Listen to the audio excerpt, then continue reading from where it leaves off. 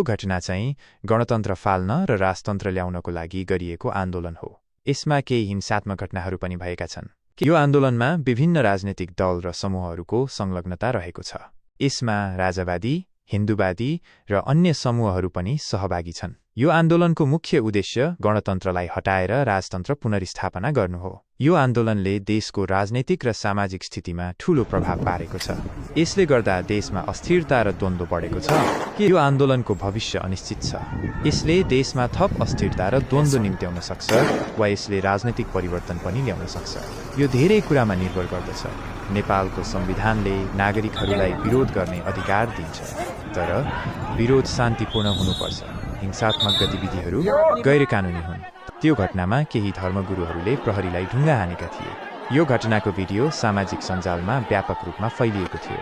यस्तो अवस्थामा शान्तिपूर्ण विरोध प्रदर्शन गर्न सकिन्छ। सरकारलाई आफ्नो मागहरू सुनाउन शान्तिपूर्ण जुलुसहरू, धरनाहरू र सभाहरू आयोजना गर्न सकिन्छ। मिडिया र सामाजिक सञ्जालको प्रयोग गरेर पनि जनचेतना जगाउन र सरकारलाई दबाब दिन सकिन्छ। अहिलेको अवस्थामा सरकारले कर्फ्यू आदेश जारी गरेको छ। त्यसैले घरभित्रै बस्नु र सुरक्षित रहनु महत्त्वपूर्ण छ। तपाईँ स्थानीय समाचार च्यानलहरू र आधिकारिक सूचनाहरू मार्फत थप जानकारी प्राप्त गर्न सक्नुहुन्छ।